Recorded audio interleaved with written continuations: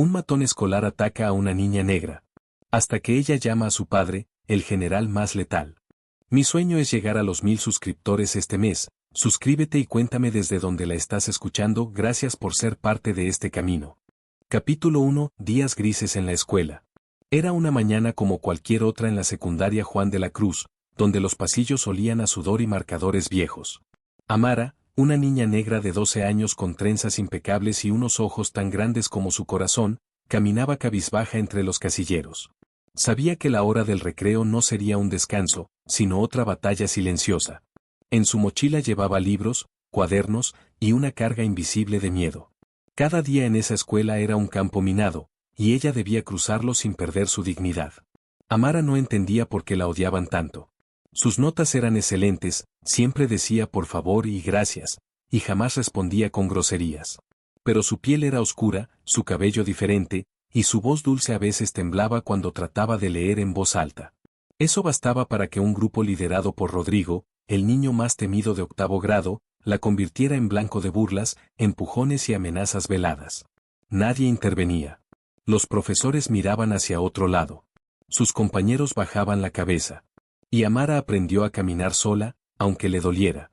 Ese día, como tantos otros, comenzó con una nota pegada a su casillero que decía, «Vuelve a África, mona». Amara la arrancó sin quejarse y la guardó en su cuaderno, como una prueba muda de su realidad. En clase de matemáticas, Rodrigo le lanzó una goma que la golpeó en la mejilla, y cuando ella se giró, todos rieron. El profesor apenas murmuró un «ya basta» sin convicción. En el almuerzo, nadie se sentó con ella. Comía rápido, en silencio, en una esquina. Su única amiga, Sofía, se había mudado de ciudad hace 2 meses. Desde entonces, todo era peor. Pero Amara tenía un secreto. Uno que nunca mencionaba. Uno que hasta sus profesores ignoraban. Su padre no era un hombre común. No era un contador, ni un mecánico, ni un oficinista cualquiera. Su padre era el general más letal del ejército, un estratega de guerra, un hombre cuya mirada bastaba para detener a un batallón. Pero él también tenía sus reglas. Nunca usaba su poder en vano. Nunca intervenía, a menos que su hija dijera las palabras clave, «Papá, necesito que vengas». Capítulo 2. Silencio cómplice. El timbre del final de clase sonó como un alivio para muchos, pero para Amara significaba otra carrera contra el reloj para evitar a Rodrigo y su grupo. Caminó rápido por los pasillos, con la mirada fija en el suelo, sujetando con fuerza los libros contra el pecho. Intentó salir por la puerta trasera del edificio, pero ahí estaban ellos, como si pudieran oler su miedo. Rodrigo, alto para su edad y con una sonrisa torcida, se cruzó en su camino. «¿A dónde vas tan rápido, Carbón?», preguntó, y las carcajadas de sus amigos retumbaron en las paredes. Amara apretó los labios, intentando no temblar. Sabía que si respondía, solo empeoraría las cosas. Rodrigo la empujó contra las taquillas con fuerza. El golpe fue seco, y los libros cayeron al suelo. Nadie intervino. Un par de alumnos pasaron por el pasillo y fingieron no ver nada.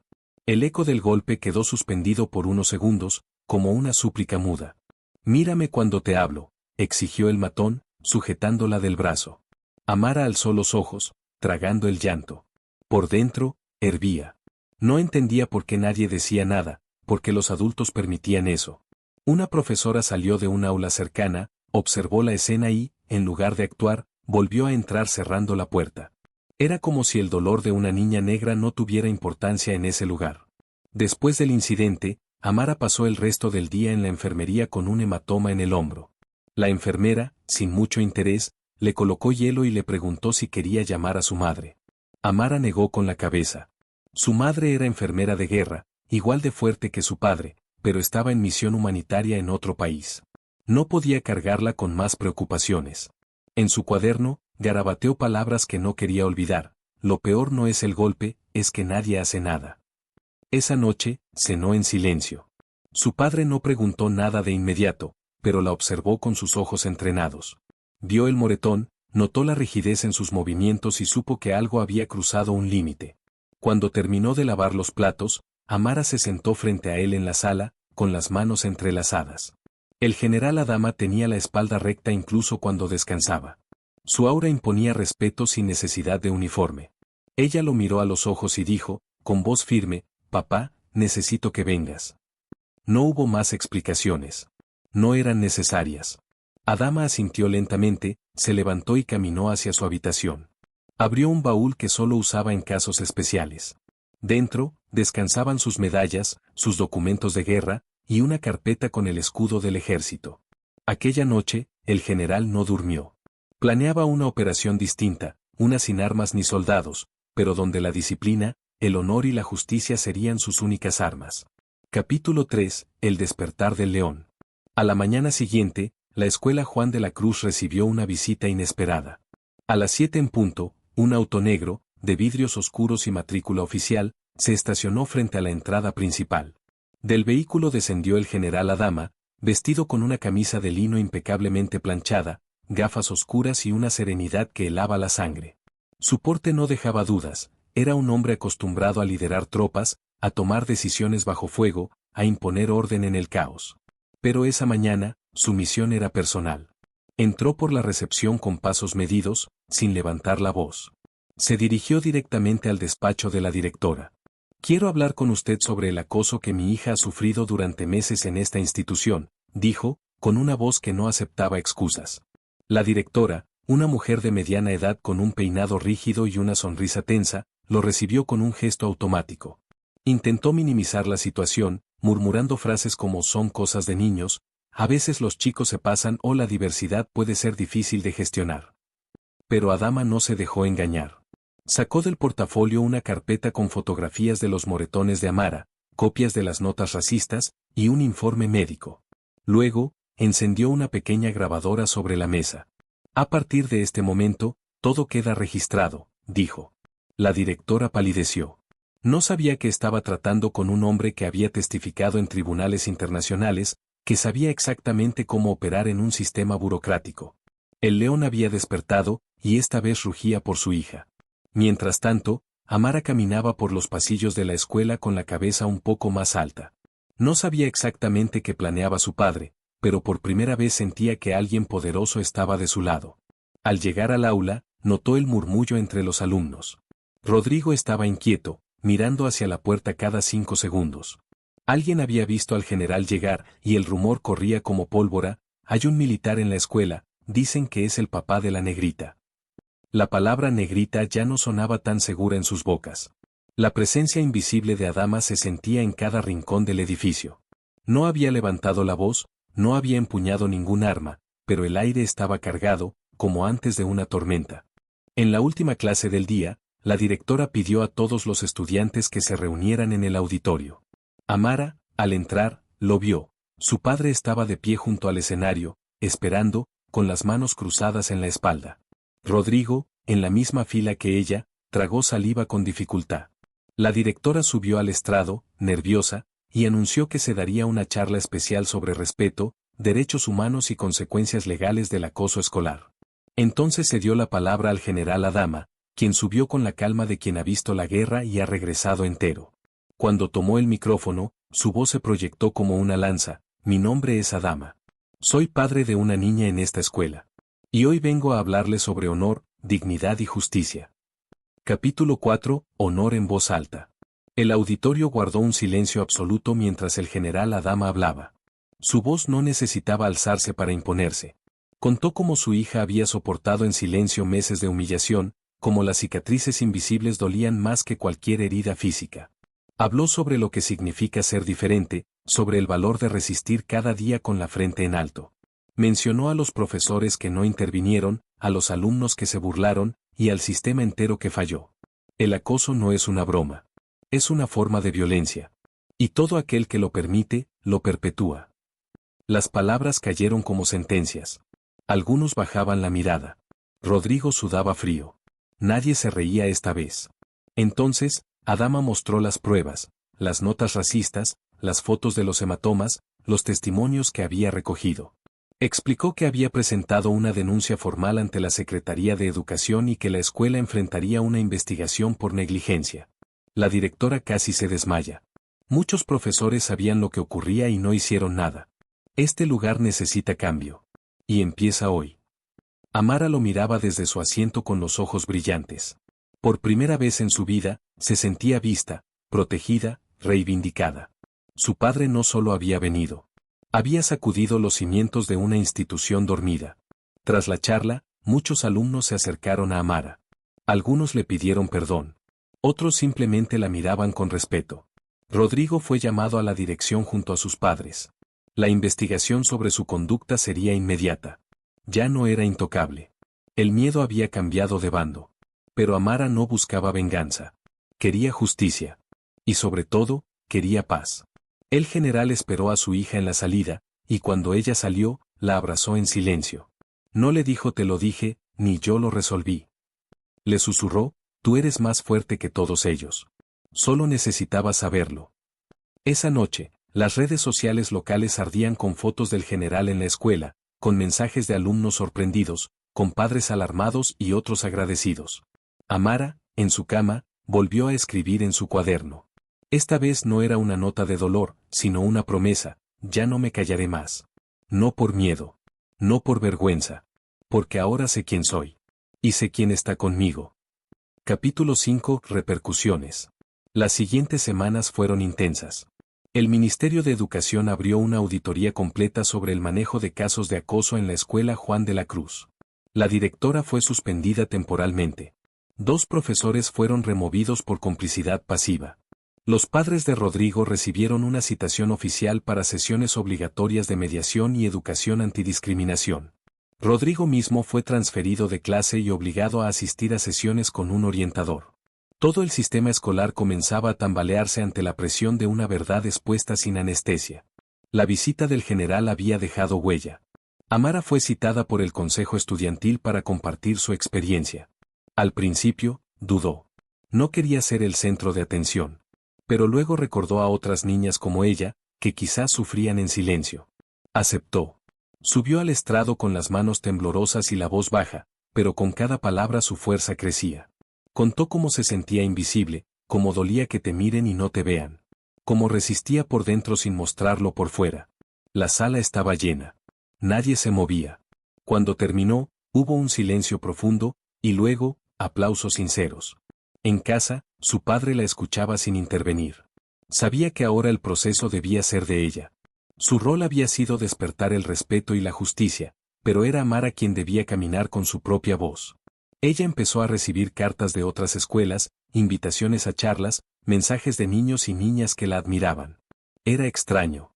Ella, que solo quería pasar desapercibida, se estaba convirtiendo en símbolo de algo más grande. Y aunque el miedo aún vivía en un rincón de su alma, ya no la dominaba. Un día, mientras almorzaban en silencio, Adama dijo, las guerras no siempre se pelean con armas. A veces, la voz es la única trinchera. Y tú, hija, la estás usando bien. Amara lo miró y sonrió. No como una niña frágil, sino como alguien que había sobrevivido. Como alguien que estaba empezando a liderar. Capítulo 6. La transformación. Con el paso del tiempo, la escuela comenzó a cambiar. Se implementaron nuevos protocolos contra el acoso escolar, se organizaron talleres de diversidad cultural y se creó un comité de alumnos para escuchar las denuncias de manera anónima. Todo eso nació de la presión que ejerció una sola voz que se negó a seguir callando. Amara se convirtió en la representante de ese nuevo comité. Ya no caminaba cabizbaja por los pasillos. Caminaba con paso firme, sabiendo que ahora su presencia tenía peso, y su historia, poder. Rodrigo, por su parte, no volvió a molestarla. El miedo a la autoridad de Adama se mezcló con una culpa que comenzaba a horadar su interior. En una ocasión, se acercó a ella, solo, sin sus amigos, y le dijo, no sé cómo pedirte perdón. Amara lo miró en silencio, no como víctima, sino como alguien que había trascendido. Empieza por no repetirlo con nadie más. Esa frase lo desarmó más que cualquier grito o golpe. Por primera vez, Rodrigo se sintió pequeño ante alguien a quien antes humillaba. En una clase de literatura, la profesora pidió a los alumnos escribir una carta a alguien que los haya marcado profundamente. Amara escribió una carta a su padre, pero no se la entregó. La leyó en voz alta frente al curso. Gracias por enseñarme que no se necesita gritar para ser escuchado. Que no se necesita venganza, sino justicia. Que el amor también puede ser una forma de defensa. Varios alumnos lloraron. La profesora tuvo que detener la clase por unos minutos. Esa misma semana, Amara fue invitada a participar en un foro juvenil nacional sobre igualdad en las escuelas. Viajó con su padre a la capital, donde habló ante cientos de estudiantes. El general se quedó en el fondo de la sala, con los brazos cruzados, observando con orgullo cómo su hija tomaba el lugar que le correspondía. Ya no era solo una niña acosada. Era una voz. Un símbolo. Un cambio. Capítulo 7. Voces que resuenan. La noticia de la valentía de Amara se propagó más allá de los muros de su escuela. Medios locales comenzaron a interesarse por su historia. Una niña negra acosada, defendida por su padre, un general condecorado, que convirtió la humillación en una lección nacional sobre racismo, justicia y educación. Amara fue entrevistada en programas de televisión, y su rostro apareció en portales de noticias. Le preguntaban cómo había logrado mantener la calma, cómo enfrentó el miedo y por qué decidió hablar. Ella respondía con humildad, sin adornos. Porque me cansé de callar. Porque no quiero que ninguna niña como yo pase por lo mismo sin saber que puede alzar la voz. Algunos sectores criticaron la exposición mediática, argumentando que era demasiado para una adolescente. Pero Adama fue claro ante cada micrófono que se le acercaba: si mi hija hubiera sido blanca, de ojos claros, ¿habría alguien cuestionando si merece ser escuchada? El problema no es la atención. Es a quien se la permitimos tener. Sus palabras sacudían estructuras. Las redes sociales se llenaban de mensajes de apoyo y también de odio. Pero Amara ya había aprendido que no se puede cambiar el mundo sin enfrentar resistencia. Y ahora tenía herramientas, aliados y una causa mayor. Su dolor había sido transformado en antorcha, y esa luz ya no se apagaba. La escuela Juan de la Cruz se convirtió en un referente de transformación. Instituciones vecinas pedían asesoramiento para aplicar sus nuevos protocolos. Se elaboró un manual contra el racismo escolar, en parte escrito por alumnos, incluyendo a Amara. Sus compañeros, antes indiferentes, ahora participaban activamente en campañas de concientización. Había murales en los pasillos con frases como: ser diferente no es una amenaza. Es un regalo, y ninguna voz es demasiado pequeña cuando dice la verdad. Lo que antes era silencio, ahora era fuerza colectiva. El miedo a ser señalado dio paso al coraje de mirar al otro con empatía. En casa, la vida también cambió. Adama compartía más tiempo con Amara, no como el general estricto, sino como padre presente. Cocinaban juntos, hablaban de libros, escuchaban música africana en las noches. Él le enseñaba sobre historia, ella le contaba sobre nuevas formas de activismo. La relación se fortalecía en cada conversación, en cada mirada cómplice. Adama, que había enfrentado conflictos armados en tierras lejanas, entendía ahora que la batalla más íntima, y quizás más importante, era proteger la dignidad de su hija. No con armas, sino con amor inquebrantable. Capítulo 8. Semillas de cambio. La participación de Amara en el Foro Nacional la llevó a conocer a otros jóvenes activistas. Algunos luchaban contra la violencia de género, otros por los derechos de pueblos originarios, y muchos, como ella, contra el racismo estructural. Se sintió parte de algo más grande, de una generación que ya no aceptaba la injusticia como algo inevitable. Juntos, compartían ideas, experiencias, estrategias. Amara aprendía rápido. Absorbía cada palabra, cada historia, como si fueran mapas para un futuro distinto. Sabía que el cambio no era inmediato, pero también sabía que ya había empezado. Uno de los organizadores del foro le propuso escribir una columna mensual para una revista educativa. Amara aceptó con timidez. En su primera publicación habló sobre microagresiones, esos gestos o comentarios cotidianos que duelen como cuchillas disfrazadas. Escribió sobre cómo una profesora le pedía siempre que modulara mejor su voz, o como algunos alumnos decían que no parecía tan negra cuando hablaba bien. Sus palabras eran filosas pero necesarias. La columna fue compartida cientos de veces, usada por docentes como material de reflexión. La voz de Amara seguía expandiéndose, cruzando aulas, fronteras, corazones. En la escuela, una nueva alumna, Geneva, de piel oscura como el ébano y recién llegada de Senegal, se acercó a Amara. Le dijo que antes temía entrar a una escuela blanca, pero que al conocer su historia supo que no estaba sola. Amara la abrazó. Por primera vez, entendió que su lucha no era solo por ella, sino por muchas más. Comenzaron a reunirse con otras niñas racializadas, compartiendo experiencias, riendo, llorando. Crearon un círculo de apoyo llamado Raíces Fuertes. Se reunían cada viernes bajo un árbol del patio, compartiendo comida, historias, protección. Adama, al ver todo esto, se mantuvo al margen, pero con el corazón lleno. Observaba cómo su hija tejía redes de resistencia con otras jóvenes. Cómo su dolor inicial se convertía en comunidad. En una noche especial, durante una cena en familia, le dijo, tu batalla ya no es solo tuya. Es de muchas. Y lo estás haciendo con más coraje que 100 soldados. Amara sonrió, sabiendo que su padre entendía. Que ambos, desde lugares distintos, luchaban por la misma victoria, un mundo donde ser negra no fuera sinónimo de resistencia, sino de orgullo. Capítulo 9. La cara del remordimiento. Rodrigo había cambiado. Ya no era el mismo chico arrogante que se reía de Amara frente a todos. Sus risas se habían apagado, sus bromas se desvanecieron. En los pasillos, evitaba cruzarse con ella. En clase, se mantenía en silencio.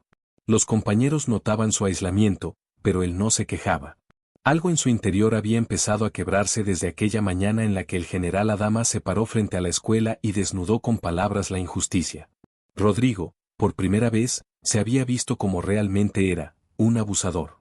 Y esa imagen no le gustaba. No dormía bien. Recordaba cada burla, cada empujón, cada carcajada. Y más que eso, recordaba el rostro de Amara, no cuando lloraba, sino cuando habló por primera vez ante todos. Había fuerza en esa voz. Una fuerza que él no tenía. Una tarde, después de clase, Rodrigo se armó de valor y pidió hablar con Amara. Ella lo miró con desconfianza, pero aceptó. Se sentaron bajo el mismo árbol donde ella se reunía con raíces fuertes. Él comenzó a hablar sin excusas. No intentó justificarse. Solo pidió perdón. No el perdón vacío de quien quiere limpiar su imagen, sino el de quien realmente quiere entender el daño causado. Habló de su familia, de la presión de ser el macho del grupo, de cómo nunca había pensado en lo que sentía la otra persona. No sé si merezco tu perdón, Amara. Pero necesitaba decírtelo. Tú me enseñaste algo que ni mis padres ni mis maestros pudieron. Amara lo escuchó sin interrumpir. Al terminar, se quedó en silencio por largos segundos. Luego, le dijo que perdonar no era olvidar, ni borrar lo vivido. Era liberar el alma del veneno del rencor. No lo hago por ti. Lo hago por mí. Porque yo merezco paz. Rodrigo asintió, agradecido. No insistió. Se levantó y se fue con la cabeza baja, pero el corazón más liviano. Amara lo miró alejarse y sintió que algo se había cerrado en su interior. No era una victoria.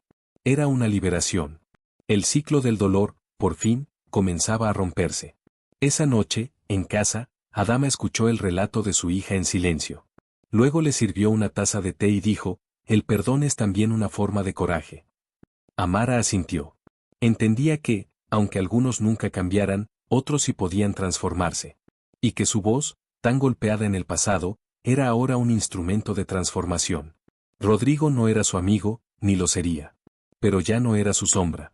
Era apenas un capítulo que quedaba atrás en un libro que aún tenía mucho por escribir. Capítulo 10. El peso de un nombre.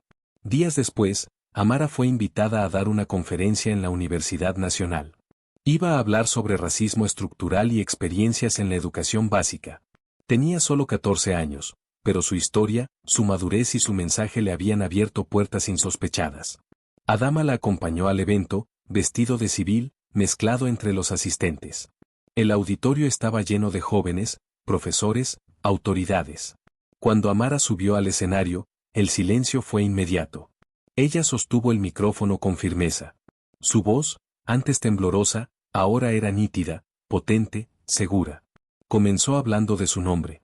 Amara significa, gracia inmortal, en varios idiomas africanos. Durante años lo odié. Me parecía raro, difícil, motivo de burla. Pero ahora entiendo que en mi nombre vive mi historia, mis raíces, mi fuerza. Los aplausos la interrumpieron. Continuó contando cómo fue ser la única niña negra en su clase, cómo aprendió a hacerse pequeña para no molestar, cómo su padre le enseñó que la dignidad no se negocia. Mi piel no es un error. Es una bandera. Cada palabra era como un tambor que resonaba en las entrañas del público. Al final, el rector de la universidad se levantó, visiblemente emocionado, y le propuso apadrinar un programa de becas para estudiantes afrodescendientes. El programa llevaría su nombre, Beca Amara. Ella no supo qué decir al principio. Solo miró a su padre, y él, con una sonrisa leve y orgullosa, asintió. El aplauso fue largo, sentido. Aquella niña que una vez fue objeto de burlas en una escuela indiferente, ahora era símbolo de futuro y transformación. El peso de su nombre ya no era una carga. Era una corona. De regreso a casa, en el coche, Amara apoyó la cabeza en el hombro de su padre. ¿Crees que mamá estaría orgullosa?, preguntó en voz baja. Adama la abrazó con fuerza. Tu madre siempre supo que serías más grande que cualquier obstáculo. Y sí, estaría orgullosa. Como yo lo estoy.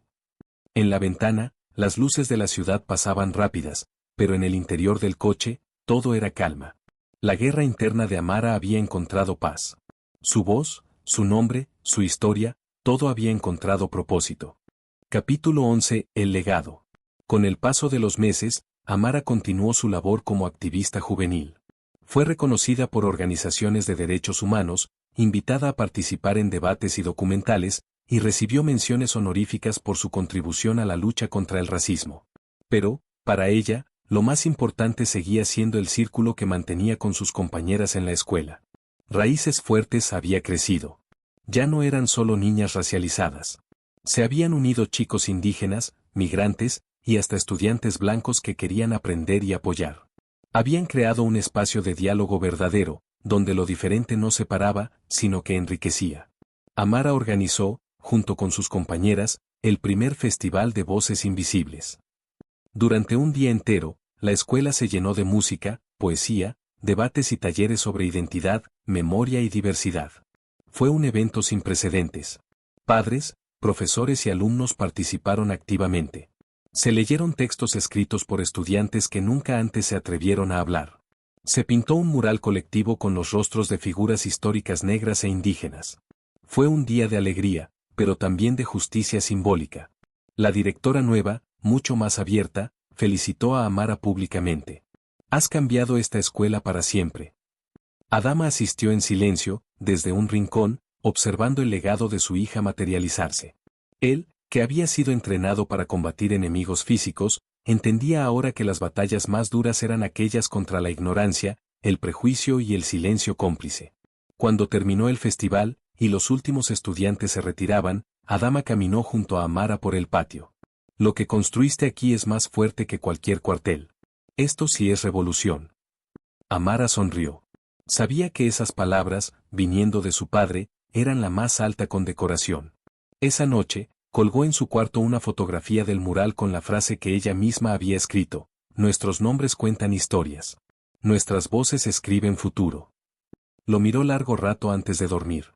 Entendía que lo vivido no se borraba. Las heridas cicatrizaban, pero dejaban memoria. Y esa memoria era su escudo, su motor, su identidad. Capítulo 12. Amara. El año escolar terminó con honores para Amara.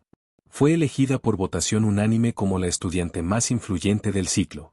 Pero más allá de los premios, lo que más le importaba era que su historia había servido para cambiar otras. Niñas y niños que antes se escondían, ahora caminaban erguidos. Profesores que antes callaban, ahora actuaban. Algo había despertado. Y Amara, con apenas 14 años, era la chispa que había encendido ese fuego. Su nombre, antes motivo de burlas, ahora era respetado.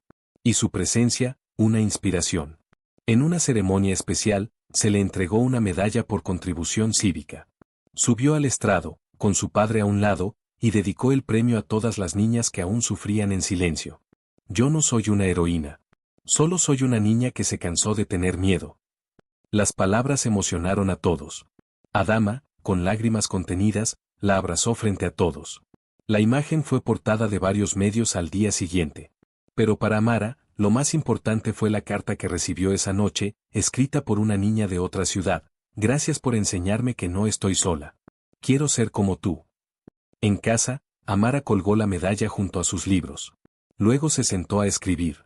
No era un discurso, ni una carta. Era el primer capítulo de un libro. Mi historia no empieza con el dolor, sino con la resistencia.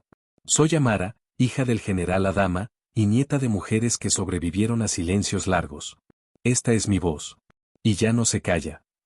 Escribía sin pausa, con lágrimas y orgullo. Su historia, tan particular, era también universal. Era la voz de muchas. El general la observaba desde la puerta. No dijo nada. Solo se quedó ahí, firme, como un guardián silencioso. Sabía que su hija había encontrado su destino. Y que, aunque la guerra contra la injusticia continuaría, ahora sabía que no estaba sola.